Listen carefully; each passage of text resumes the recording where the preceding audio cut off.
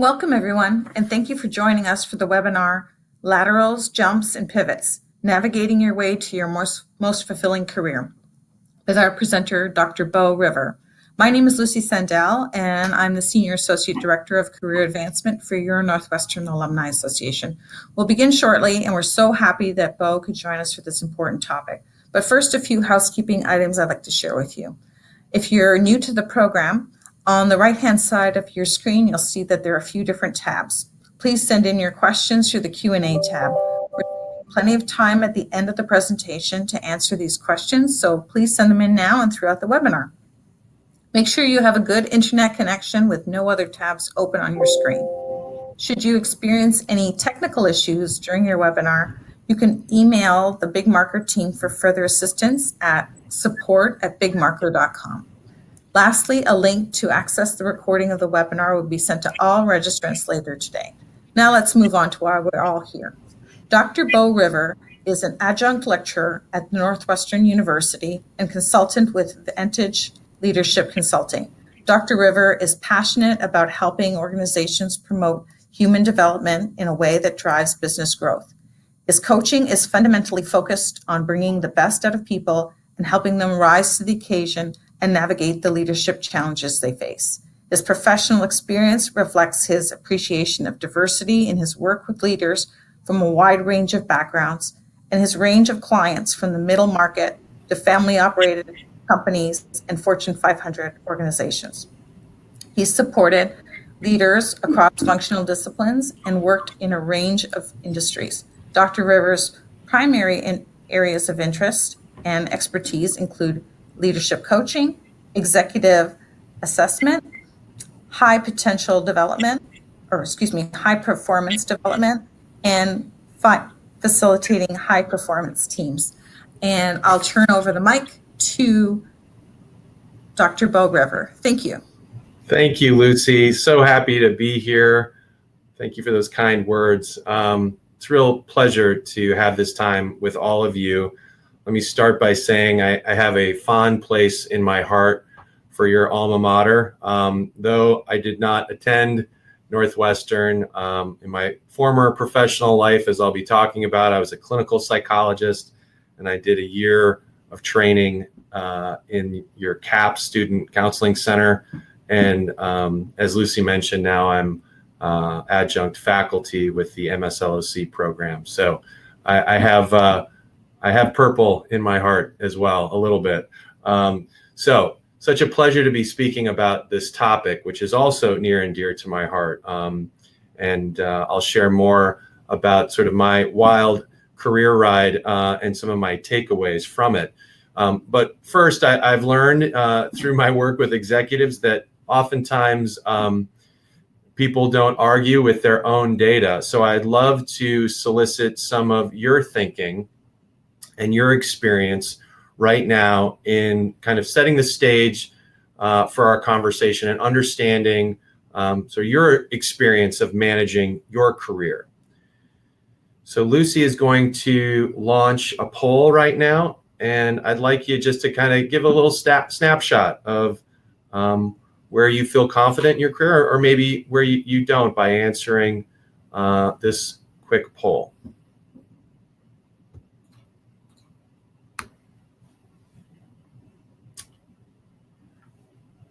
As you think about that question, and as we wait for the results to step up, I'd like you to think about, as we sort of start our conversation, that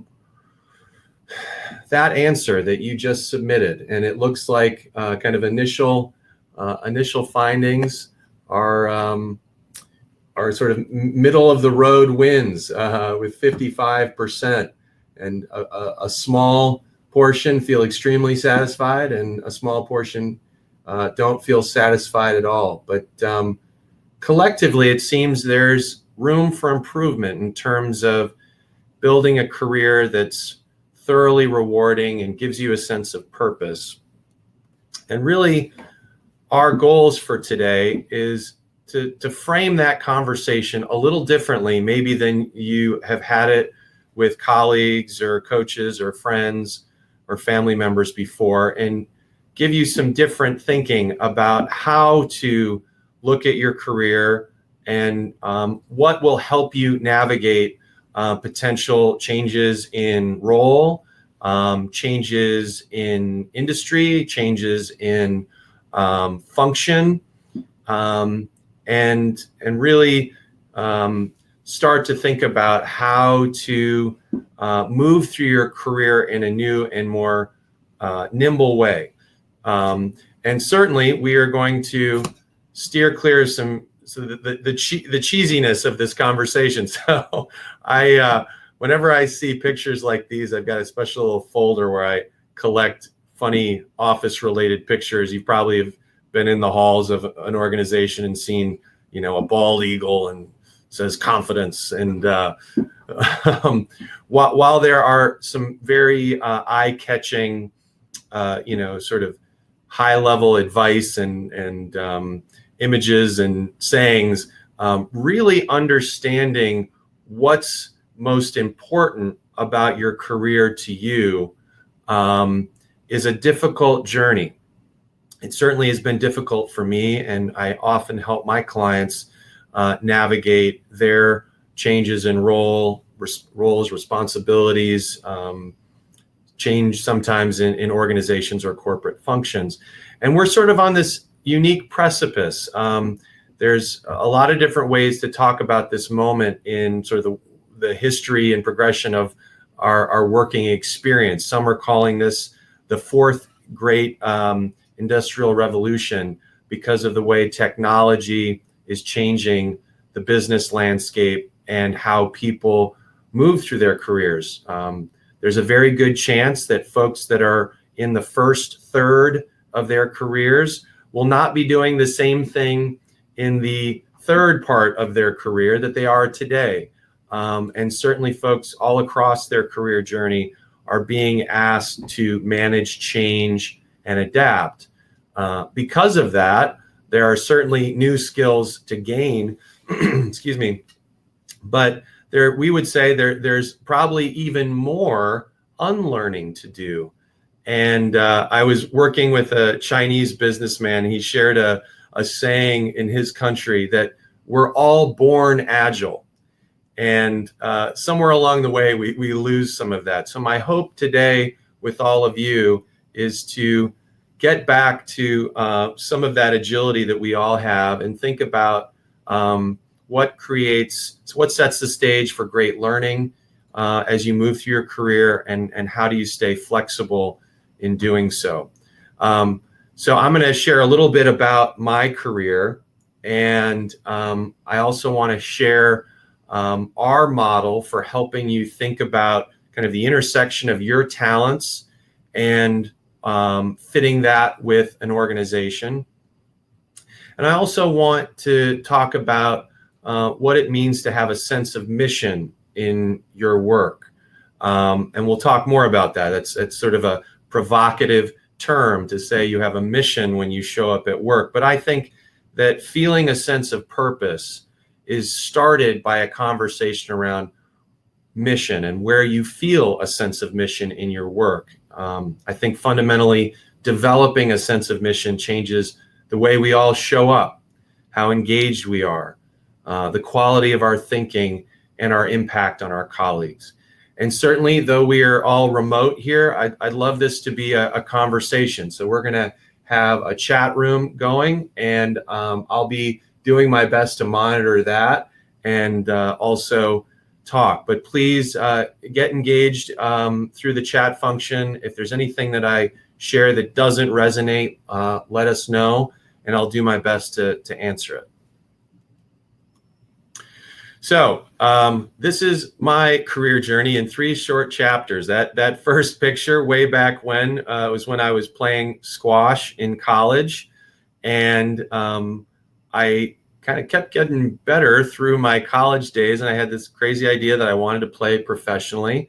So after college for about 5 years, I played on the U.S. team and on the world tour. I lived about half the year in England and had a great experience over there, and got to the point where I wasn't getting any better at squash, and my then coach, a guy named David Pearson, somewhat lovingly said to me, Beau, you're an above average professional, which I took to mean, 52nd percentile or something.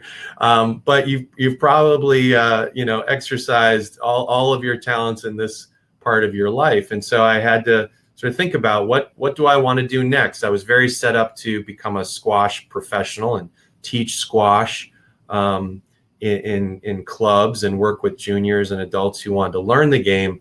But something about that felt like it wouldn't quite fit with my aspirations longer term. So I literally had this crazy idea that I would become a psychologist because I had read some sports psychology books, The Inner Game of Tennis being top of that list probably, and thought it would be fun. And so I don't have a picture of me learning how to do therapy during the 6 or 7 years that I was in grad school and in my residency, but I did have a short stint as a cable access TV host, which is the second picture there, as I was in grad school and learning the trade of clinical psychology. After spending a very long period of time, again, sort of 6 or 7 years on that journey, I decided that clinical psychology really focused on, kind of half of the human experience, the half that is where we kind of break or hurt or psychologically suffer in some way, and learning how to help people recover from those experiences, but really didn't have a lot of preparation to help people with this other kind of half of the human continuum, loosely called, different names, but positive psychology or industrial organizational psychology. And so I had an opportunity to transition after my postdoc in clinical psych to consulting and the business setting. And that third picture is who I am now. I work with, as Lucy said, I work with organizations and leaders. Fundamentally, our firm, Vantage Leadership Consulting, is about helping organizations identify, select, integrate, and develop world-class leaders and teams. This is all we do every day. We don't have any involvement in the search industry. We're really just focused on helping leaders be great and helping organizations have leadership be a differentiating advantage for them by creating great leaders. So each one of those transitions presented me with pretty different challenges. Going from athlete to academic and clinician was certainly a big change. My life had been focused on learning how to hit a little ball around a room better and better each day, and I had to think very deeply about my training and my clinical abilities for a long period of time. And then as I transitioned into consulting, I really didn't have any business background. I hadn't taken any econ courses in college or anything. And so I had to think deeply about a new context for helping people, which is their working lives and their careers and their leadership and their collaboration. So I want to share with you some of my high-level takeaways from each of those three transitions. Though I'm sort of relatively early in the second third of my career, moving through three different careers has left me with a few insights that I hope will be helpful to you. First off, I was an individual athlete. I never passed the ball to anyone. I entered a little room and fought with another person until one of us won. And so understanding what it means to be great at collaboration and lead it was a learning process for me, and a really important one, because as all of you know, the number of times any of us in our working lives contribute to outcomes completely individually is rare or not at all. We are constantly working with people. And I share a little piece of fake math with some of the executives that I work with when it's appropriate. Your R times your E equals your O. Your rightness times your effectiveness equals your outcomes. meaning you can be really right, but your effectiveness in working with your colleagues will drastically impact your outcomes.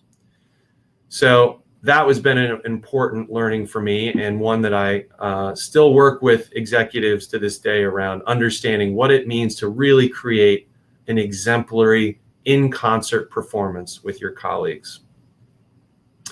The next bucket of learning and sort of takeaways from my journey is this idea of self-awareness, which really is both self-awareness and awareness of others.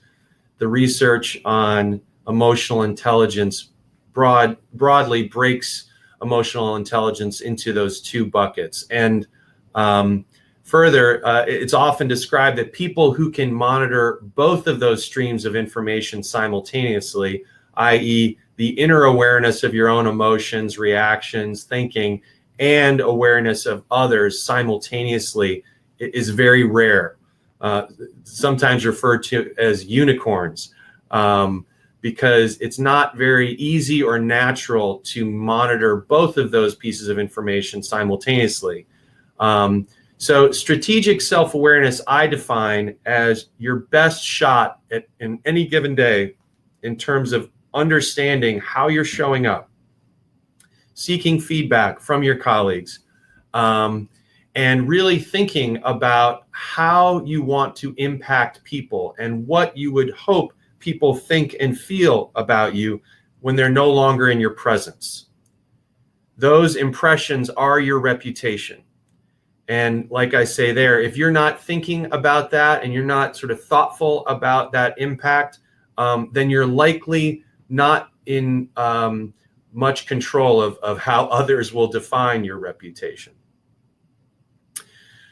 That next bullet, the idea of developmental compensation is this. I'm in my first half of my 40s, and I regularly have friends who are know what I do and ask me about sort of moments of their careers and opportunities they have to change jobs or move into a different function.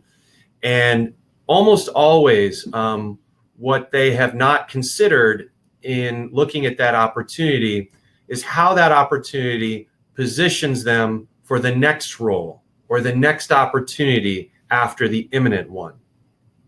And what is important in that to me is, in looking at the more imminent opportunity, what is the developmental compensation that will be afforded a person in a role or a leader in a given role?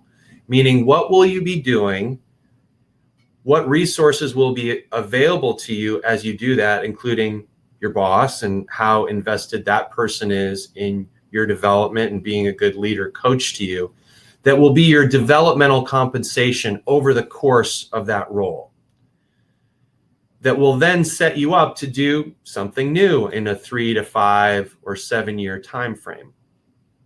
I find that sort of developmental compensation and what this role would prepare a person to do longer terms commonly gets overlooked. That fourth bullet is really interesting. A Northwestern colleague of mine, Ryan Smerick, has written a great book on organizational learning. And one of the things that he talks about is the difference between what he calls exploitative learning and exploratory learning. Exploitative learning is learning that you do now that helps you be more effective in the short term. Exploratory learning is a different thing. It requires you to step away from what you're doing today, maybe lose some efficiency or do a bit of a trade-off with your time in the short run, and prepare for something longer term. And that exploratory learning may not be completely obvious how you're going to use it, but as I'll talk about in a moment, it's guided by your passions, it's guided by your curiosity, and it may really come in handy longer term. For example, when I was a squash player, I was curious about psychology, even though I didn't take any undergrad psychology courses, but I came to really appreciate it as I was navigating my squash career. And It was interesting to me. I read books on it. I talked to friends who were in the field. And it certainly helped me in my squash journey, but it set me up to have some level of focus around what I'd want to do after squash. If I think back around what helped me through those two major transitions, squash player to psychologist, and then psychologist to consultant, although I still consider myself very much a psychologist or recovering clinical psychologist in the work that I do. These were the things that I wouldn't have known necessarily I brought to the table or that I was working on as I transitioned through each of those career paths. But in retrospect, they were the distinguishing factors that helped me. I am generally pretty curious. I like reading. I like talking to people about what they're thinking and what's interesting to them. And certainly I wasn't some sort of self-awareness savant in my younger days, but I always knew it was important to be as aware as I could be of myself and others. Some great coaching I received in my squash career that has always stuck with me from one of my coaches was pay attention to the people around you. The competitive element of that coaching was that you can imagine, a boxer who is not very aware of their opponent or how they're attacking them is going to get punched. And so for practical reasons on a squash court, I was very focused on my technique and how I was moving, but I had to become more aware of my opponent and how my approach was lining up against their game and make adjustments. And that learning certainly served me through every element of my career pivots. And then lastly, I've already spoken a couple times about great coaches in my life, and I have been tremendously fortunate to find beyond a handful of people who have fundamentally helped me think differently about myself and my career throughout my life and inspired me to improve my skills, refine them, dig deep when there was challenging moments, but also to think in possibilities and trust my instincts. So if you find folks like that in your life, I would certainly counsel you to spend some time with them because their impact on you can be tremendous. I'd like to invite you for a moment to maybe use the chat function and just speak about what challenges do you face or concerns do you have around managing your career? And let's sort of monitor those responses for a moment.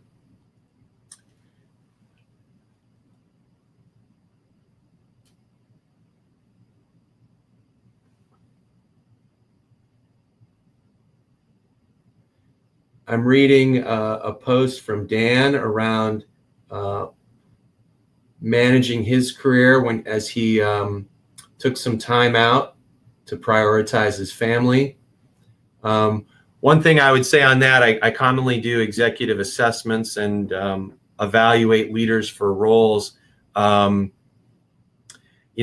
have found that when folks step away from their working life or deprioritize their working life to be able to spend more time with their family, or if there's a serious situation that requires that versus just wanting to spend more time with their kids, when they come back to the workforce and are able to reprioritize their working life or shift those priorities back towards their working life, they often have a boatload of energy and motivation that they bring with them. So Dan, I would certainly encourage you to recognize that in yourself and speak to that as much as you feel comfortable in an interview and speak to the reasons high level that led you to have a shift in your priorities.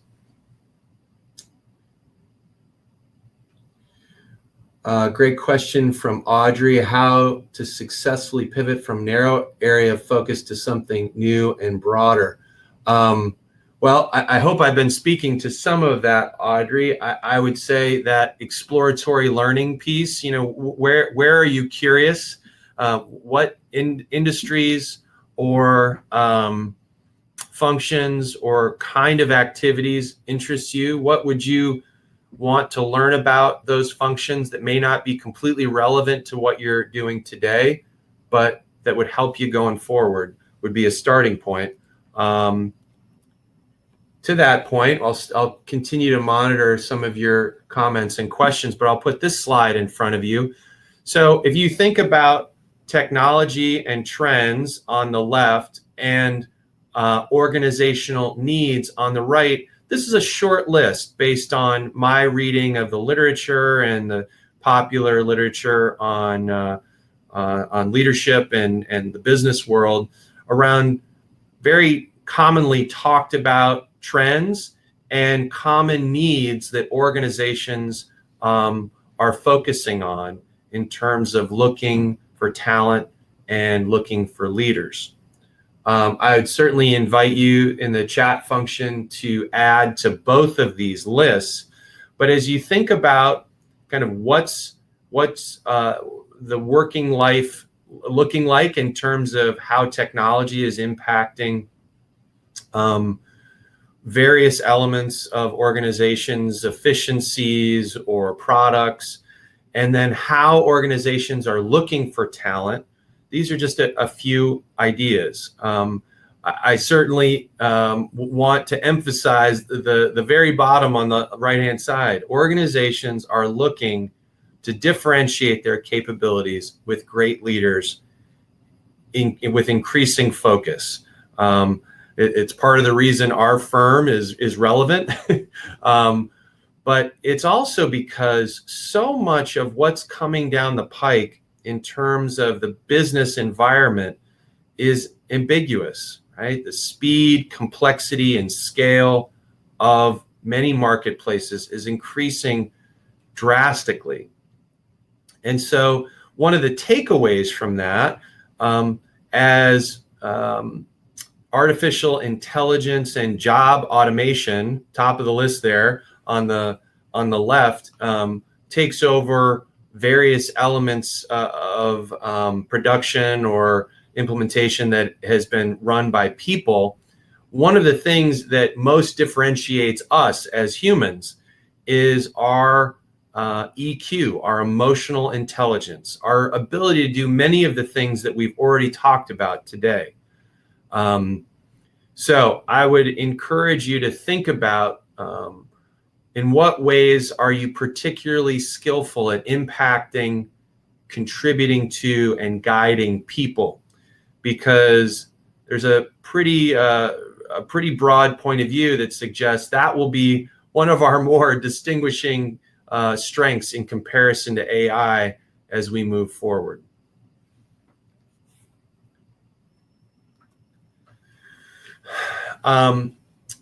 As you think about moving into a new organization, and I would say even a new role, there's some very clear buckets of activity and learning that I wanted to share with you. This list comes from a book called The First 90 Days by Michael Watkins. And his research really focuses on both how do new employees and new leaders in organizations fail as they are trying to onboard into an organization, and what is particularly successful about people who are able to pivot into new roles, new organizations, and acclimate to the culture, and what's expected of them too. That first one, role clarity, has a few elements. First, do you really know what you're on the hook to deliver? And if your new leader or boss hasn't made it clear to you and it isn't clear otherwise, then you want to do your due diligence to really understand what's expected of you. Further, I add to this bullet that sometimes in the early stages of onboarding in an organization, people really want to put their best forward and show that they're taking hold of their responsibilities. And they may make decisions that are either sort of beyond their pay grade, so to speak, or maybe they're reticent to make decisions and they are slow to act. So role clarity to me is really understanding from your leadership what elements of your decision-making process should you really own and feel empowered to make decisions, and where should decisions be elevated to your boss's attention and more of a collaborative decision-making process there. The importance of early wins has to do with gaining credibility. How quickly can you show that you are adding value to your organization? And you should work with a new boss to understand, hey, what's a problem that maybe hasn't been solved, or an area of opportunity to make a contribution, certainly in the first 90 days, but even in the first 30 to 60 days of a new role, to gain credibility, to show you mean business, and to add value to your colleagues. This third one probably should be first because the research on executive onboarding suggests this is the most common way new leaders fail, that they didn't identify and invest in the most important relationships in their new organization, and more specifically, the people that they will most likely have to collaborate with, share resources with, or in some other way play nicely with. Relationships are the fundamental conduit of collaboration. So not investing in those relationships with certainly coffees and lunches, but more importantly than just sort of small talk, really understanding what those key stakeholders are thinking, what their priorities are, how your work impacts their outcomes and vice versa, and how you can make each other look and perform greatly, look great and perform greatly, is important topics for those conversations with key stakeholders in your new organization. Oftentimes, leaders come into new roles not having a lot of technical knowledge that may be important in that new role, or there may be elements of their existing knowledge base that needs to be adapted into the current role, or kind of sequenced in some way. So really understanding what are the learning priorities, what is the need to know information in the first 30, 60, 90 days, and looking long term, and how should you sequence that learning to be most effective, and working with your leadership to understand those priorities and sequence learning, so you don't either drink from the fire plug and take on too much and then fail to operationalize that learning in your decision making, or slow play your learning in some way and miss important details in doing so.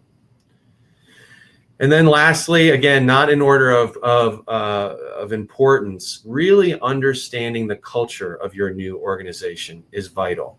I think the most clearest and simplest definition of culture is the collective norms, collective behavioral norms of an organization that yield collective success.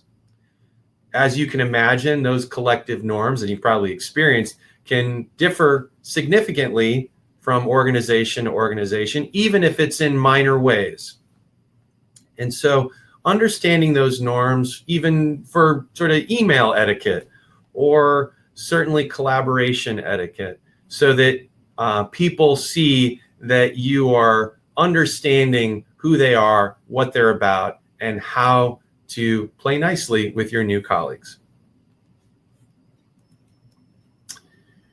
All right, so I'd like to share with you our model for making a strong connection between you and an organization, and sort of thinking about your skill set in relation to marketplace needs.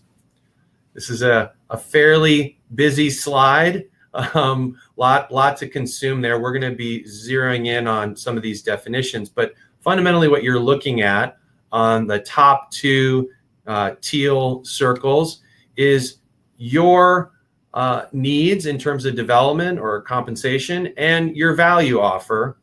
And on the bottom two orange circles, how do those two elements of who you are line up with your organization? So let's think about first, what are your needs? In thinking about your career or what you want out of a specific job, it's important to know, where is your development at this moment? What do you need to be great, or what do you need to continue to grow in your skill set? What do you need in terms of compensation to feel fulfilled, certainly, and have the kind of lifestyle that you've earned for yourself or you'd like to have? But additionally, what are the sort of values of the organization that you want to work in and contribute to?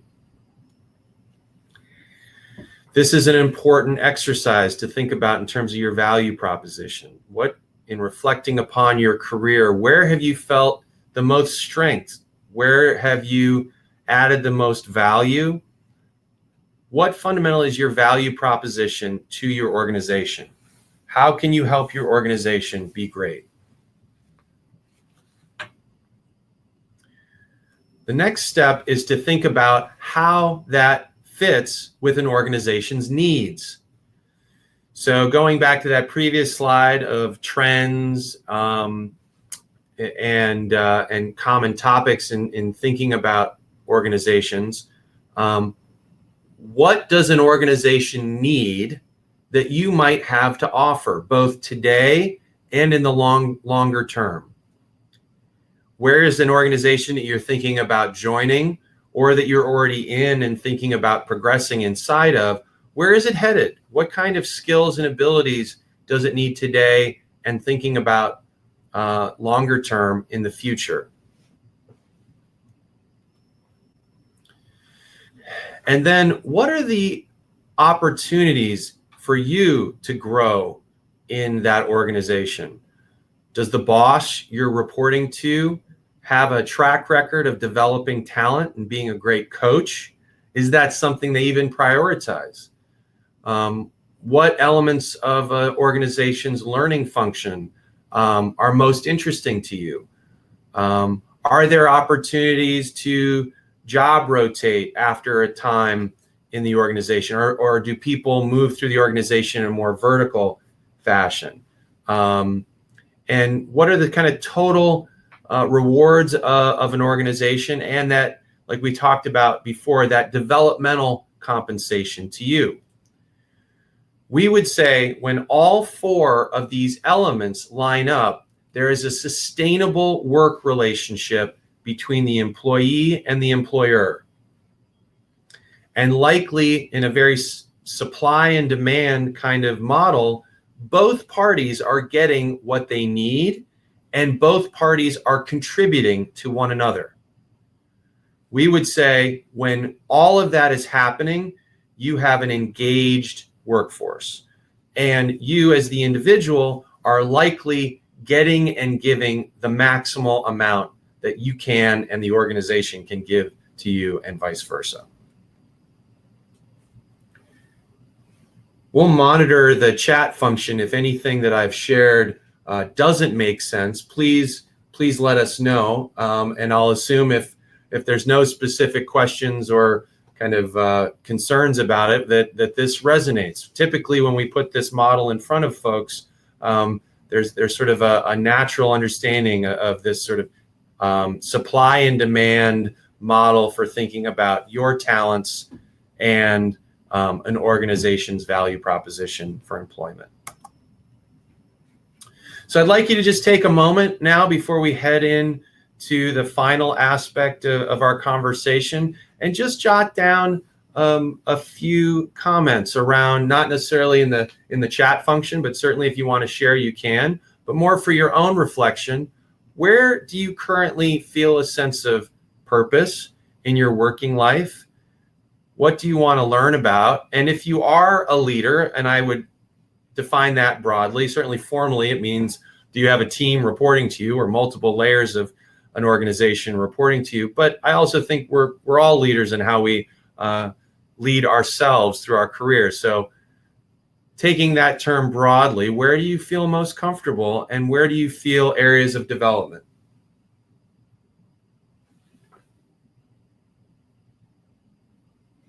Question from Austin around when you feel your needs are partially met by your company. A great question. I think fundamentally that's a conversation around what are your needs that are being fulfilled, what are your needs, frankly, that are not, and what might the organization do to better offer you a meaningful value proposition, and maybe also where might your talents be better served in the organization in terms of your value proposition and being able to give more in a different way potentially. I think it's important to, when you're having those conversations with a boss, think about both halves of that continuum and express that you certainly want to contribute more and step up, but that you're also interested in the ways that you can develop or progress,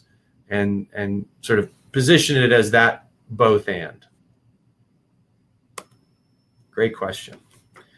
So in these final minutes, I'd like to help you think about what it looks like to develop a work mission. A work mission is a guiding statement that helps you identify moment to moment whether you are leading yourself in a way that aligns with your mission and living your mission, and at times when you're not, either self-correct back to that sort of true north, or have a kind of gut check and whether your work mission, whether you feel like you can live your work mission in your current organization or in your current role. So I think answering the question of developing and how to develop has two elements that we're going to try and answer through developing the work mission. Fundamentally, we're trying to better understand our own psychology, drivers, and talents, and attune those abilities with the outward context. So if we're not working on both of those levels, i.e. understanding ourselves, and again, coming back to that strategic self-awareness conversation we had, how those abilities or that your personality or approach is showing up and how effective it is in the given context, then we're missing something. We would say great leadership development, and I would say more broadly, great professional development happens when we're thinking on both of these levels simultaneously. How do we do that? Well, to me, it's about answering three fundamental questions. The first of these is, who are you? If you reflect upon your life and your working life, when have you caught glimpses of self-reflection and self-insight that have revealed to you certainly your resilience and grit, but also your values, your passions, your curiosities?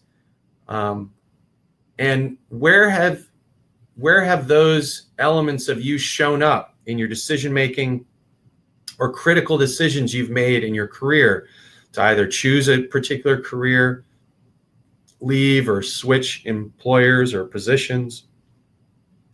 And fundamentally, I want you to think about what we would call these crucial moments that have defined your path. Right? Moments that once you made that decision, there was a fork in the road, and what you learned about what you can learn about yourself, or what you have learned about yourself from those moments. Continue to reflect on what are the themes from those moments. We would say there's probably some very interesting takeaways from those reflections around who you are. And those takeaways will be an element of how you show up in your working life. The next area of reflection is, why are you here? What's unique about your point of view and your talents What fundamentally do you want to do day in and day out in terms of impacting people and your organization? Before you think about the specific role definition, what are you looking to do in your working life? This doesn't always lead easily to a career choice or explicit focus in a given role, but it starts to help us understand, what do we want to do? And if we have a clearer sense of what we want to do, where we feel a sense of purpose, we'll have more of a sense of how that sense of purpose aligns with an organization's mission, right? And going back to that previous model, when our mission aligns with the mission of organization, likely there's a solid synergy. Also think about and reflect, kind of do a SWOT analysis on your own strengths and development opportunities. So coming back to our accelerated development model, really understanding your value proposition, where you feel most confident, but also in a humble, grounded way, where are your areas of development? Where are your blind spots? And how might these unique qualities, both of your strengths and your development, give you a sense of why you're here and what you want to learn and what you'd like to do with your working life? Which brings us to the last point. Where have you felt most effective in shaping other people, being a great coach, colleague, and collaborator to your colleagues? And where do you see yourself impacting an organization broadly? And I do encourage you to be audacious here. So my working mission is to help organizations become engines of human development by helping leaders be great coaches to their people. When I am an executive coach to a leader, I am often helping them develop coaching skills that they can then use with their people. The audacious component of my work mission, i.e., I help organizations become engines of human development. Well, geez, Beau, how are you doing that day in and day out? Is that audacious piece. It's a high bar.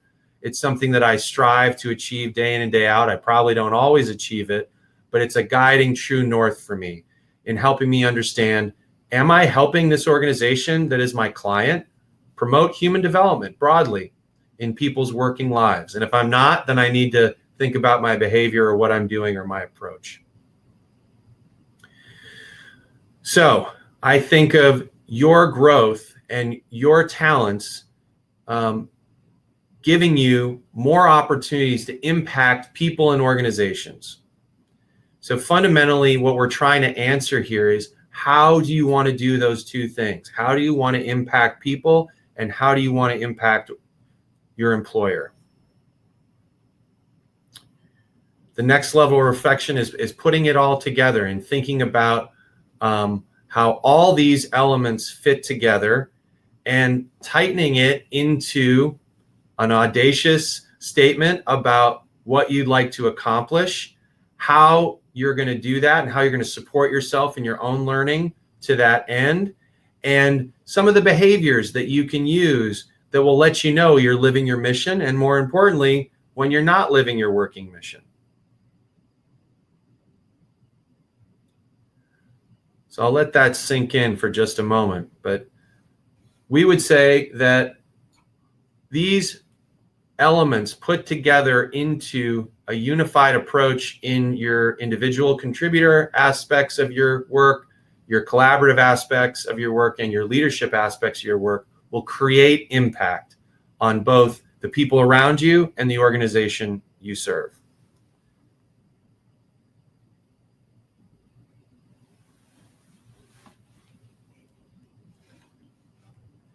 I believe we're recording this conversation. Lucy, you may be able to confirm that, but these slides will be available to you going forward. Yes. Is that right, Lucy? Yes, absolutely. Everybody who registered, whether you had to leave early or came in late, you'll all receive a link to the recording that'll be uploaded in the next couple of hours. Fantastic. Thank you, Lucy. Okay. I've thrown a lot at you, a lot of ideas and models. I hope I didn't throw too much, but I'd welcome a conversation around any of the above.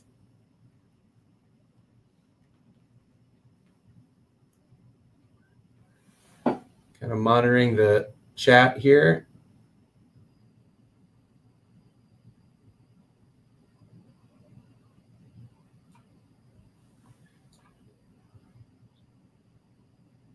I'm looking at Michelle's question around how to deal with organizational restructuring that has me working on projects I'm not originally hired to do. The tasks I love to do and was originally hired to do have been reassigned to other staff, making me feel like my talents are not being utilized. Thank you for sharing that, Michelle. Well, a couple things. The stress that we can all feel in managing our careers and the ambiguity of that is, paralleled by the stress many organizations are feeling as they adapt to their marketplace or competitive dynamics. In our little firm, we're reinventing ourselves and thinking about our value proposition through our client list. And I can tell you, certainly there have been times when any of the folks in our firm are struggling with some of those pivots or, asked to do things that may not be exactly what we most enjoy doing. So I can certainly empathize with that, Michelle. And I don't know that I have a pearl of wisdom to offer other than encouraging you to use your voice and speak up and say, hey, I certainly want to be a good corporate citizen and contribute in the ways my organization needs help, but I'd like to understand how long that help is needed, and or in contributing in this new way, what future opportunities do you, the employer, see for me on, sort of as I continue to contribute in this way longer term? Is there a different career path that's open to me or a different next step that's available to me in some way?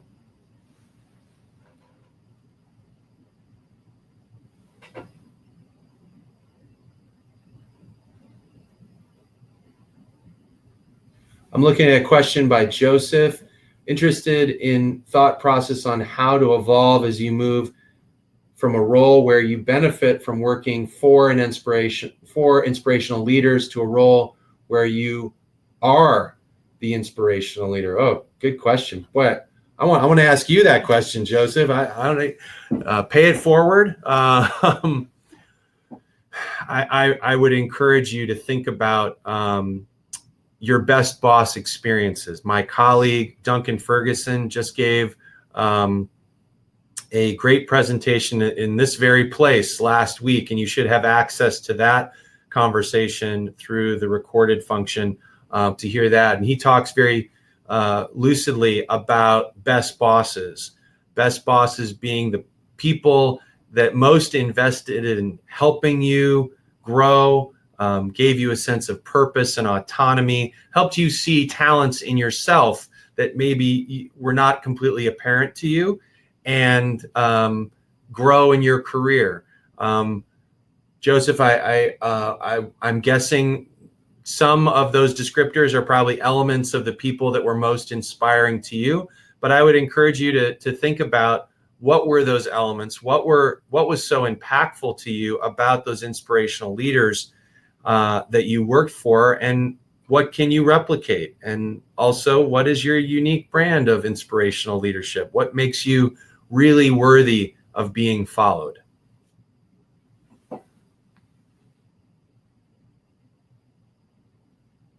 I'm looking at Mark's comment. How do you evaluate culture that would be an ideal fit as an outsider, a potential employee, since it seems true culture isn't revealed until you've been somewhere for 6 months? Great question.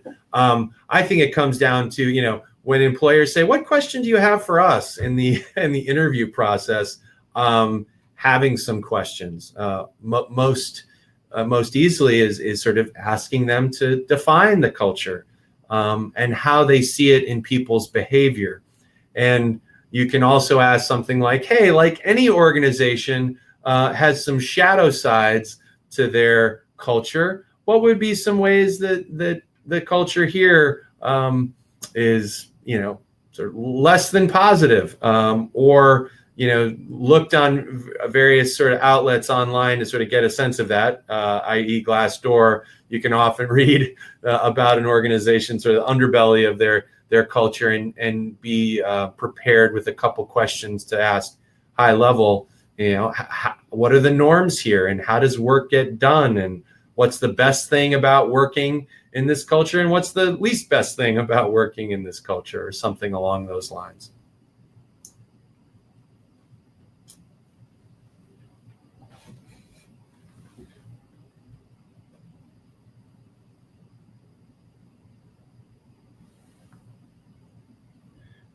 I'm looking at Edna's comment, working on dual mission statement, personal and professional, as I see my job won't meet all my needs on a personal level. This will include certification classes and volunteering. Great.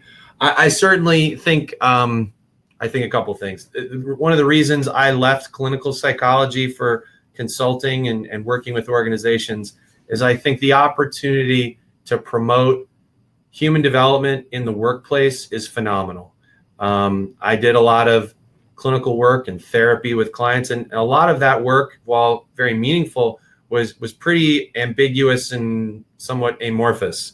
Our working lives give context to that development, and I think some of the things that I've shared with you today are ways to think about also the intersection between your professional and your personal development. So I'd certainly encourage you, as you think about your mission statement, if it feels natural to sort of have it cover both of those aspects of your life, absolutely do that. And think about the ways your working life impacts your personal development, both in terms of the accelerated development model, in terms of the organization's value proposition to you, what they offer in terms of best bosses and great leader coaches, and also what learning and outside activities outside of the workplace are going to promote your development.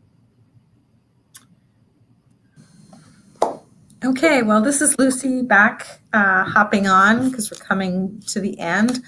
I want to thank you, Dr. River, for sharing how to navigate our way to our most fulfilling career. This is really an amazing session. I don't know the last time I saw so many people using the chat box, which I think is phenomenal. That's what it's for. And we love that when we can present great people like Dr. Beau River.